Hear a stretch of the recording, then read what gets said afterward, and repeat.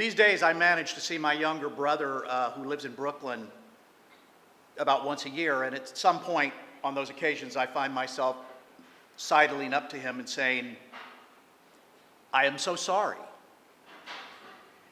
And I think he's even begun to forgive me a little. When one is a child, there seems to be few pleasures in life more delightful than the tormenting of a younger sibling. And any sibling knows the gamut of abuse runs from name-calling to actual physical wounds. If you want to get biblical, there's Cain and Abel when things got completely out of hand. Where were their parents? Probably out for dinner, like mine, that night in Odessa, Texas, which is an overgrown oil town in West Texas, obsessed with high school football.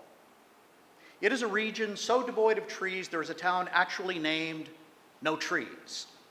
Population 338, which in fact did have one tree, but the Shell Oil Company thought it marred the landscape and had it removed so their gas plant could improve the horizon. Perhaps giving rise to the old Texas saying, West Texas is so flat you can stand in the middle of the highway and see 50 miles in either direction. If you stand on a tuna fish can, you can see 100. So, there was no wandering in the woods exploring nature because, as you could clearly see, there was nothing out there. Consequently, we as a people were thrown back on football, alcohol, and sibling torture.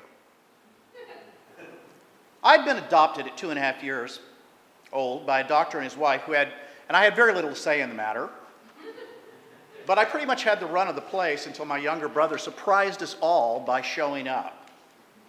And it wasn't that he got more attention than I did, it's just that he got any. Now call me callous, but I think it only fair that my kid brother share some of the responsibility for his abuse. Never would I have dreamed up the cave of blood had he not been standing there, his gullibility gleaming like a new penny begging to be spent. Hadn't past experience informed him that following my agenda could only lead to pain and regret? I guess not. It was a winter's night. A cold wave had dropped down from the panhandle. Mom and Dad were out at the Golden Rooster wearing lobster bibs and getting hammered. The babysitter, an elderly woman who liked to rest her eyes, was snoring in front of the TV by 8 p.m. And I had planned to devote the evening to experimenting with Miller High Life, the champagne of bottled beer. When my brother appeared, eyes agleam, and asked, "Can I see the cave of blood?" And I tried to discourage him. "Do you have any idea what's down there? I mean, besides the bottomless pool of blood? What about them? Sure, they have no arms or legs, but they can still catch you. And when they catch you, they will make you eat shit. They will make you eat shit until you become totally full of shit. And then you're stuck down there with them. The shit people." Now, my father was an eminent proctologist, and I suppose there could have been some unconscious associations. A child overhears certain late-night phone calls, desperate voices on the other end, followed by the sound of Dad driving off into the darkness. "Where's he going?" my brother would ask. "Why, where indeed? The cave of blood, of course." "I thought it was under the house." "It is under the house. He doesn't want the shit people to know where we live. I thought they lived on blood. They ran out of blood. Now it's shit. I thought the pool of blood was bottomless." Do you see the position he put me in? The nagging questions that I, a mere boy myself, had to answer?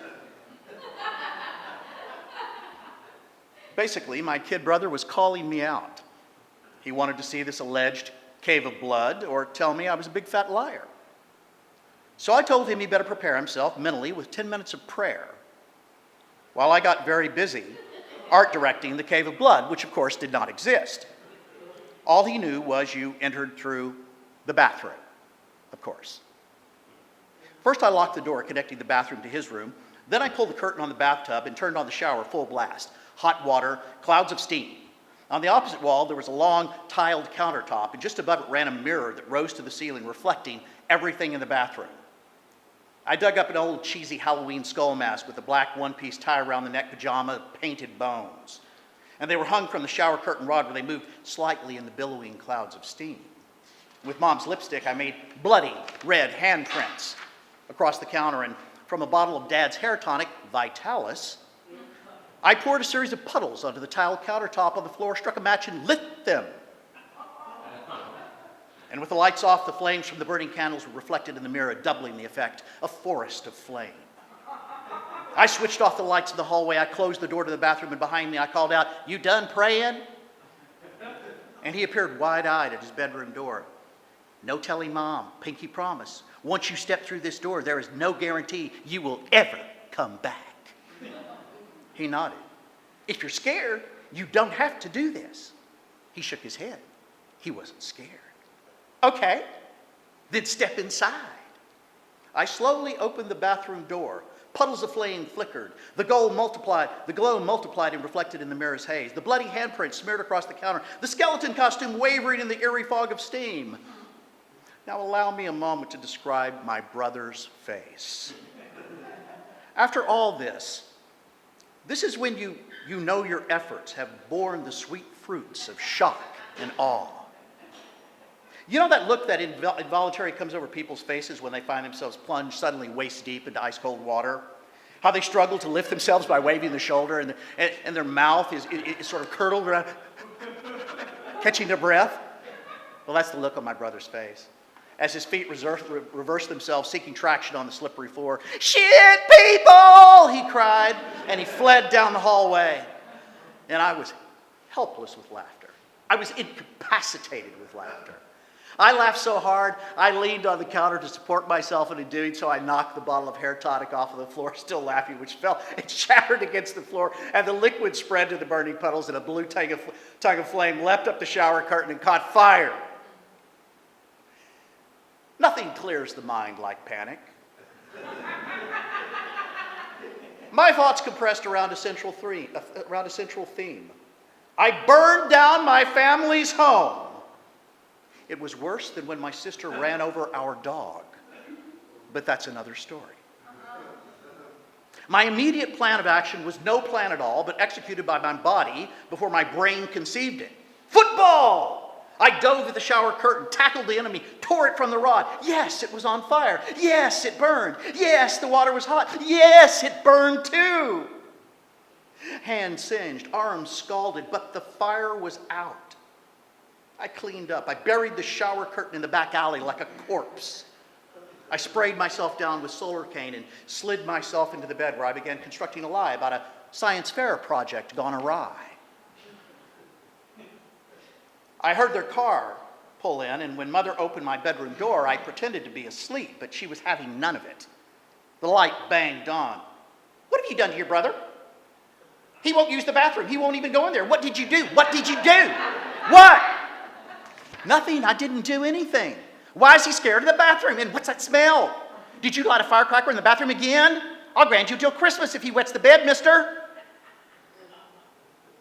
My brother refused to even use my parents' bathroom. He must have figured all the bathrooms led to the cave of blood. He was probably lying there with his bladder bursting, trying to delay the humiliation of wetting the bed. I eased my seared limbs out of bed, and I crept into my brother's room. "Hey, the whole cave of blood thing, this was a joke," I said. "I set it up just to scare you. It's not real, bud." "But I saw them," he said, and dug deeper under his covers. He was still scared. Scared as I'd been when I'd seen that shower curtain go up in flames. And it hit me then. I'd bullied him. Even if I'd never laid a hand on him, I had traumatized him mentally, which would probably take even longer to get over. And I was ashamed, and I swore right then and there I'd never do it again. I walked over to the door that opened from his room into the bathroom. I said, "Come on, I'll show you." I opened the door and I flipped the bathroom light on. "Look, it's just a bathroom. That's all it is." And he eased his head out from under the pillow and he squinted into the glare of the bathroom, all lit up now and cleansed of its former horrors. "Come on. If you wet the bed, Mom will be mad at both of us." My brother got up. He shuffled over to where I stood and peered in just to be sure. I will stand right here while you go, I promise. He stepped into the bathroom and he lifted the toilet seat. A stream came blasting out of him, and the relief visible on his face. And I remember the expression is contentment. My little brother, the surprise that no one had expected, supremely happy just to be peeing. And something came over me. As I stood there, my arm began to move, and my hand reached out, and I switched the light off. Shit, people! He cried, peeing on my foot as he fled. And I heard my father grumble as he rose from his bed and made his way towards me with his belt in his hand. It became crystal clear to me, perhaps for the first time, as I waited for my punishment to land, that though suffering was hard, changing was even harder. Thank you.